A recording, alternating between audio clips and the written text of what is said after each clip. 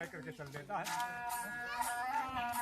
और जा करके उसे मेहत रानी के घर पर पहुंच गया और मेहत रानी के लिए भोजन करो।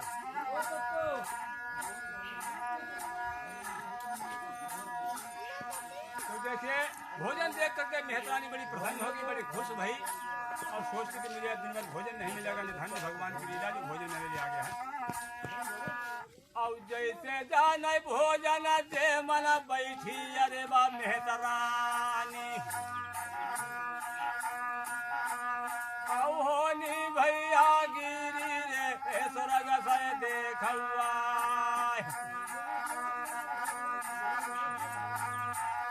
अरे बिछुआ न डंका मारो अरे लल्ला के घर में भैया माची गो तो दैया चाल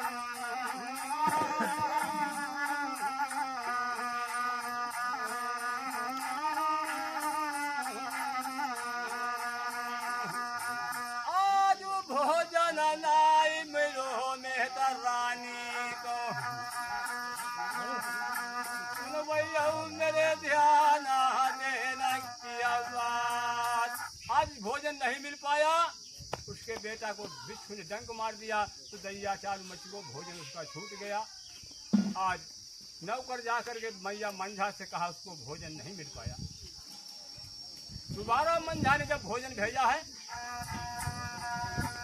और जैसे ही दोबारा भोजन लेकर के पहुंचा है नौकर तो देखकर भोजन बड़ी प्रसन्न होती है और जैसे ही भोजन करने की तैयारी करी अरे जैसे भोजन करना पैदी मेहत रानी लीला न्यारी है ईश्वर की बाके पश्चिम दिशा सही आग लगी गई तो भोजन मिलो तो खाना कौना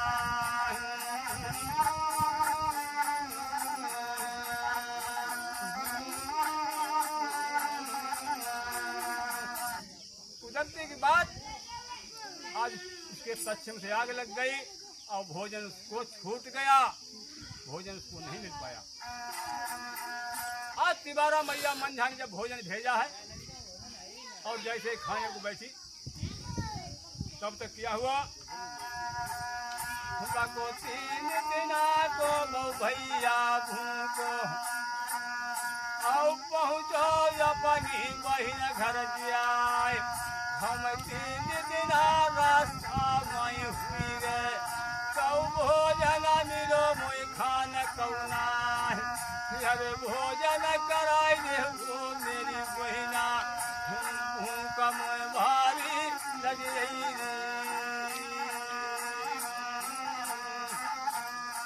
आज उस मेहत रानी ने अपने भूखे भैया को भोजन उठा करके दे दिया।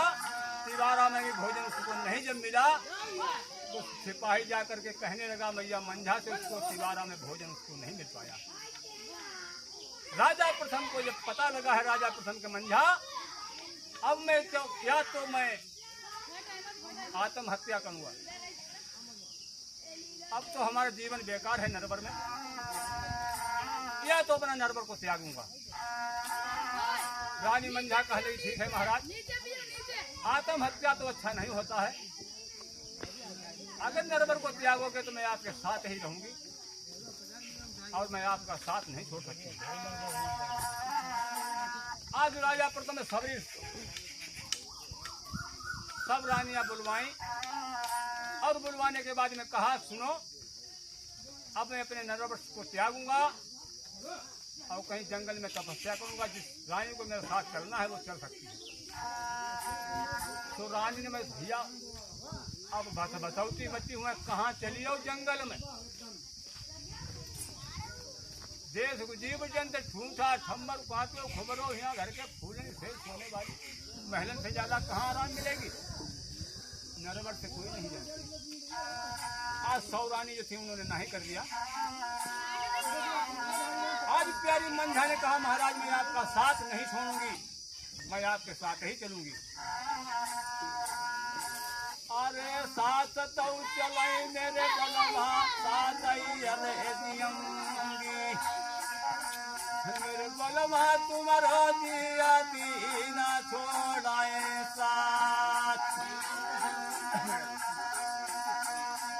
आज भोर भुरार जागा जा प्रथम तो भैया नरावर भैया रे लगाई नहीं उन्नसी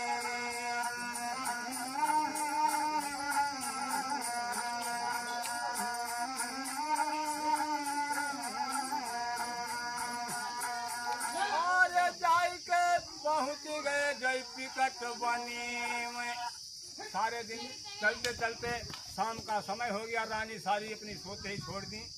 मैया मंझा और राजा प्रथम दोनों साथ में चल देते हैं।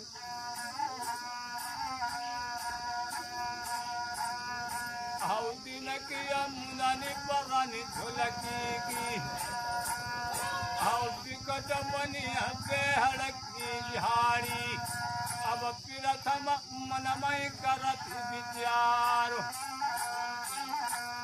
आओ जीवा जंत्र जंगल के भाई का सहारा जो मौका मिल जाए तो राति माई अपनी कराए बेरती। राजा प्रथम सोचते कि ऐसा कोई साधन मिल जाता, कोई संत महात्मा का आश्रम मिल जाता तो उसके सहारा से हमारी रात कट जाती। और यहाँ कहीं जंगल में पड़ेंगे तो जंगल के जीव मांसाहारी होते हैं और पता नहीं क्या क्या नुकसान कर सकते हैं। तो राजा प्रथम धीरे धीरे चलते चलते आज विचार करते तब तक शाम हो गई। एक आश्रम दूर से दिखाई पड़ा है, वहां पर एक संत दिखाई पड़ा। राजा प्रथम बड़े प्रसन्न हुए। राजा प्रथम ने कहा कि चलो इस संत के सहारा से आश्रम पर हमारी रात्रि व्यतीत हो जाएगी, आगे से भगवान मालिक।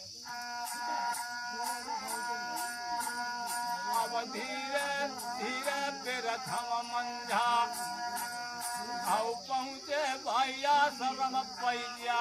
इधर संत महाराज ने देखा और विचार किया कि ये कोई चेला आ रहा है, पता नहीं मुझसे क्या सवाल करेगा, इसलिए कुछ उपाय करना चाहिए। जैसे प्रथम धीरे धीरे पहुंची गो भैया शरम पैया। आओ 12 बरस की तारी साधु ने मेरे भैया या शर्म पई गई थी लगा।